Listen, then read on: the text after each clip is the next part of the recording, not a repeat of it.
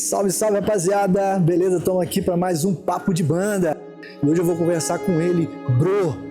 O cara artista aqui da cidade de Alegre, que hoje está em Vitória fazendo um som eletrônico. É isso aí, rapaziada. Mas antes eu quero lembrar vocês que o Papo de Banda ele é fomentado pela Lei Paulo Gustavo, um oferecimento da Secretaria de Cultura do Estado do Espírito Santo, Governo Federal. É isso aí, rapaziada. Tamo junto. Roda a vinhetinha!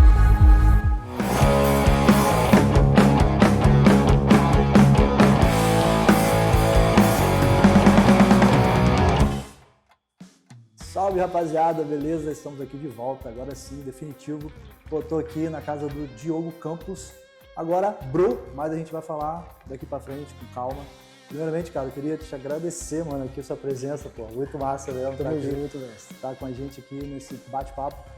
Diogo, primeira coisa, cara, vamos voltar com o nome Diogo Campos, né? Agora você tá como Bro, nessa vertente aí eletrônica. Mas pra gente começar lá no início, cara, como que a música surge na sua vida? Mano, primeiro te agradecer, né? Pô, eu vim aí, porra, muito maneiro. Eu queria ir no Jô, mas ele morreu. Então... Fui no Rô. Tá bom, no Rô. É boa ideia. Boa, mestre. Cara, eu costumo falar pra galera que eu e meu irmão fomos bem educados, musicalmente falando, né? Os meus pais ouviam... A gente era crianças, 4, 5 anos, e ouvia Elvis Presley, Marisa Monte, Caetano, Gil e tal. Então a gente cresceu tendo assim, uma qualidade sonora dentro de casa muito legal. E aconteceu de eu ir me interessando principalmente por instrumentos percussivos, né? Para mim, música sempre teve que ser agressiva e ter muito ritmo, sacou? Então eu acabei indo pro lado da percussão, da bateria e tal, e tive uma primeira oportunidade de tocar com alguém com a Kids Like to Kill, olha só. Se bobear, eu sou a pessoa que mais tocou em banda aqui do sul do estado, Kids Like to Kill, Gelo 9, Stad City, até com a Michelle Freire eu já toquei, Old Station, Machine, né? Isso é bom, cara. Ficamos um tempinho aí fazendo um som legal, né? Gravando disco e tal. E, assim, é engraçado que dependendo do momento da minha vida eu gosto de uma coisa assim diferente. Hoje eu escuto mais, por exemplo, música eletrônica, claro, e eu escuto muito samba. Muito samba. Vou sempre em roda de samba, gosto dos shows e tal, conheço tudo, mas o início mesmo da música foi como eu te disse. Muita música em casa, né? E depois o interesse em tocar instrumentos, nem que fosse no vento. Foi assim que eu aprendi a tocar bateria, tocando no vento. Eu queria te perguntar, você fez aula, no início era só em autodidata mesmo? Você em casa, ouvindo? Não cheguei a fazer aula. A primeira vez que eu tive contato com bateria foi que o Danilinho, da Old Station, tinha uma bateria, emprestou pro Fred, e o Fred fazia um som aqui em casa, aqui nessa sala onde a gente ensaiava, fazia um barulho pra rua. E eu, ouvindo as músicas, eu comecei meio que a aprender assim, sem querer, até que um dia eu fui na bateria e sabia levar chimbal e bumbo, sem errar muito, só os dois ali também, né? Mas, só que eu sempre tive um problema na bateria, que eu sempre fui muito agressivo e acelerava demais as músicas. Então, assim, hoje eu tenho noção disso. Caramba, eu fico vendo as coisas de antigamente, mano, eu acelerava demais a parada. Pra que tanta agressividade? Inclusive, você falou dessa sala, acho que foi aqui, né, cara? A gente chegou a gravar uma vez aqui uma música da Gelo 9. Foi nessa sala dali. E logo depois a gente veio gravar ela no último disco, o primeiro disco, né, que a gente gravou, tipo, 10 anos depois. A gente colocou ela no disco, eu tinha ela gravada numa câmera, no celular, na época. E, enfim, a gente aproveitou muito daquilo que você tinha criado nela. Cara, agora você falando, eu lembrei dela, velho. Foi nessa aqui mesmo, a bateria no canto ali. Porra, e fora, falando pra galera aqui, rapaziada aí, que eu tenho uma banda chamada Gelo 9, pra quem não sabe. E a nossa primeira música, Sempre a Tempo, quem criou a linha de bateria dela e gravou ela com a gente... Diogão aqui, né? Isso, foi lá foi no Índio, né? Foi lá no Índio, lá em Vitória, isso aí, isso mesmo. Foi maneiro. Pô, experiência maneira, cara. 15 anos atrás. Vocês tocam ela errada até hoje. Explica aí, a gente estava aqui antes, eu falei que eles mudaram o jeito da música, pô. A gente... Tô tocando errado. Não, porque o que acontece? Vou aliviar a barra do nosso batera lá. A gente fez uma nova versão dela, vamos dizer assim, a gente gravou ela novamente, né? Porque depois a gente teve nesse disco, que a gente tinha gravado ela tipo single. A gente só vinha gravando single. E quando a gente fez o disco, a gente entrou no estúdio, aí acabou que ela saiu um pouquinho diferente. Pô, é uma brincadeira, porque o cara que eu sempre quis imitar na batera também, né? Ficava lá no estúdio fazendo exercício, ouvindo as músicas emboscadas.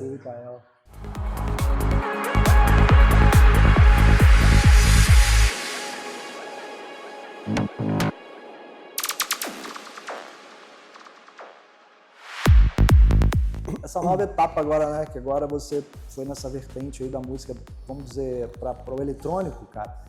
Como que surgiu o eletrônico? Como que você chegou nisso aí agora, nessa parte de eletrônico? Cara, foi uma conversão de fatos, assim. Eu tava um pouco decepcionado com o rock and roll. Fazia um tempo, o Frunciante tinha saído do Red Hot Chili Peppers, ele foi por muito tempo o músico que eu mais admirava, assim. Pra mim, foi, poxa, tudo que veio depois eu acabei não gostando. E eu sentia essa necessidade disso que eu te falei antes, da música agressiva com ritmo. Por isso que eu gosto pra caralho de Rage Against the Machine. Pô, desculpa, eu falei um palavrão, mas não, bota um pi aí. Tá. Gosto muito de Rage Against the Machine, porque eu vejo essa agressividade e muito ritmo, né? E aconteceu de eu ser chamado para uma rave lá em Guarapari, que foi na Praia Doce, uma Perfect Line em 2014, que eu achei maneira a festa. No início eu ficava, nossa, é tudo a mesma coisa, tá ligado? Mas, enfim, passou um ano, eu me afastei da música, eu saí da Machimbo e me chamaram, meu irmão e minha irmã e meu cunhado me chamaram para uma festa, né? E, cara, teve um momento que tava tocando um DJ chamado Ground Bass e tinha uma música na época chamada Fruit Bat, do Vini Vici, que tava no auge, mano. E eu só conhecia essa música. Quando esse artista tocou essa música, eu tenho um vídeo do exato momento que ele toca, a festa virou um pandemônio, velho. Foi uma doideira, todo mundo correndo pra lá e pra cá, eu comecei uma gritaria, foi um negócio muito assim, bum, explodiu ali na hora e na hora eu pensei, cara, eu quero fazer isso, mano, na minha vida, tá ligado? E aí eu fui me interessando, busquei o curso de produção musical, fiz pela Make Music Now, né? E fiquei prestando atenção nos artistas que eu mais gostava, as Trix, Ghost Riders, que não tem nada a ver uma coisa com a outra, mas eu meio que misturei as duas coisas. E me dediquei uns 3 anos à produção musical até sair o disco. Mas o boom foi mesmo essa apresentação desse artista que, cara, é engraçado que eu penso ali no momento, velho, parece que eu volto para aquele lugar, sabe, pra temperatura, pras pessoas, aquela que eu senti. divisor de água ali naquele momento. Foi ali, mano, e eu nunca me dediquei tanto ao estudo de um estilo musical quanto eu me dediquei à produção musical de música eletrônica. Nossa, cara. E aí você falou do disco, né? Você tem um disco lançado, né? Inclusive, depois a gente vai passar aqui onde a galera encontra esse som seu, que é Pra Salvar uma Vida, né? Isso, Para Salvar uma Vida. Para Salvar uma Vida. Cara, fala um pouquinho desse disco, inclusive até o nome dele aí, você pode falar um pouco disso? Hoje eu tô num momento muito, muito bom da minha vida, né? Tipo, não moro mais aqui, as coisas estão acontecendo e tal, estou feliz com o meu trabalho, com onde eu moro, com as pessoas que eu convivo e tal. Mas eu tive um momento bem difícil na minha vida, que foi lidar com a depressão bem severa, e que fazer esse disco foi o que me mantinha vivo, foi o que me manteve vivo ali. Era um objetivo que eu tinha e que me ajudou, e que no final eu coloquei esse nome exatamente por eu ter passado por um período bem difícil, tá ligado? E assim, compondo esse disco, eu coloquei o nome de cada música dedicado a algum amigo, sacou? E assim, por exemplo, Carabina Clima Triplets, dedicado à minha irmã, a gente chama ela de Carabina porque ela é muito brava. A Ebony, a da Bia, a Ebony e tal. E a mais curiosa, assim, é a Grand Canyon, que eu tinha escrito um poema, e só que eu não estava conseguindo concluir esse poema, que eu queria colocar na música, né? Uma música que fala de Deus, que fala de estar bem e tal. E eu descobri que um amigo meu que tinha um linfoma, tinha escrito uma carta sobre esse momento que ele estava passando. E eu deletei todas as minhas redes sociais, peguei o meu poema com o dele, fiz uma coisa só e fiz a música. Quando eu enviei para ele a música pronta, que eu reativei nas redes sociais, voltei para o mundo, eu descobri que ele tinha falecido. Só que mesmo assim eu mantive o nome. Ela é a música mais executada assim, que eu tenho, né? É um disco recente, sem muita divulgação, mas chama muita atenção assim, o quanto ela foi executada quando eu vejo ali no Spotify. Então, assim, esse disco tem toda essa estrutura do momento que eu estava passando, essa descoberta da música eletrônica e essa aproximação com certos amigos, pessoas que estavam perto de mim, me apoiando no lançamento do disco. Pô, massa, cara. É um disco bem cheio de conteúdo aí, né, Sim. cara? Pô, irado, massa. E, cara, vamos falar então de uma vez, aonde que a galera encontra esse som? Bem, procurando no Spotify, Bro para salvar uma vida, né? Fica mais fácil porque ali acha um monte de bro, bro MC, bro não sei quem e tal. É só Bro mesmo. Isso, só Bro. Colocando Bro para salvar uma vida também no YouTube, todas as plataformas digitais, na verdade, Apple Music. E também no SoundCloud, bro.music. Existem os sets que eu lanço, músicas que eu não coloquei no disco, estão lá. E até algumas coisas que eu testo e tal, só para ver a repercussão, que eu mando para a galera, né? Já mandei coisa pro Lucas, que tá aqui com a gente. Aí, tá gravando aí até atrás aí. Sim, cara, o Lucas tocou uma música minha antes de eu lançar qualquer coisa e de eu fazer qualquer show. Então, deu uma moral do Isso aí, maneiro, porra. Mas é ali, mano. Tá. Só procurar. E o seu Instagram, pode falar? Que lá também você deve postar alguma coisa ali, né? Onde você toca pra galera. O Diogo Campos, no Instagram, certo? Ali tá um pouco parado, mas de vez em quando, agora eu vou voltar a produzir e tal, vou fazer um novo disco, então isso aí, cara, vou lançar as coisas primeiro ali. Tá, então, você pode falar um pouquinho disso aí, de novo, os seus projetos aí, inclusive, além, o que vem aí do Bro pra gente? Rapaz, eu nesse momento estou num conflito entre fazer um progressive trance mais funkeado ou migrar pro techno. Então, assim, eu estou mexendo com duas coisas diferentes para ver o que eu vou tocar daqui para frente. Porque a cena do techno, ela é muito maior do que a cena do psytrance. A impressão que eu tenho é que você tem mais clubes para tocar, você tem uma repercussão maior das suas músicas. E, assim, eu espero muito visitar lugares para tocar músicas, sacou? Então eu estou me aproximando muito do techno e eu estou vendo que a galera de antigamente, desde 2015, quando eu comecei a frequentar a rave, essas pessoas também estão se aproximando do techno pela união que ele tem feito com o Psytrance, sabe?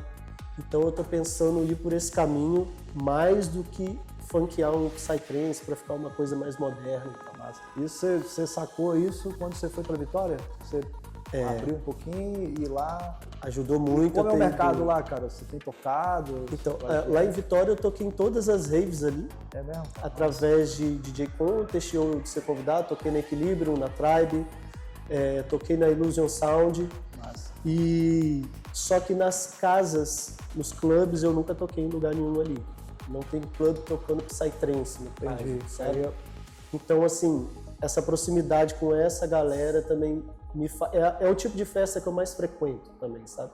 Então eu acho que eu comecei a ter uma mudança de gosto musical como aconteceu em toda a minha vida, como eu te contei aqui. Massa, não, maneiro.